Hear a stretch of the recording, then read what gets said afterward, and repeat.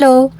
তো আজ যাচ্ছে একটা বিয়ে বাড়ি শেয়ারসোল। তোমাদেরকে একটা ভিডিওতে বলেছি আমি যে আমার ফ্রেন্ডের দিদির বিয়ে। আমি আর মা গেছিলাম, আর ছোটো দি বাড়িতে ছিল।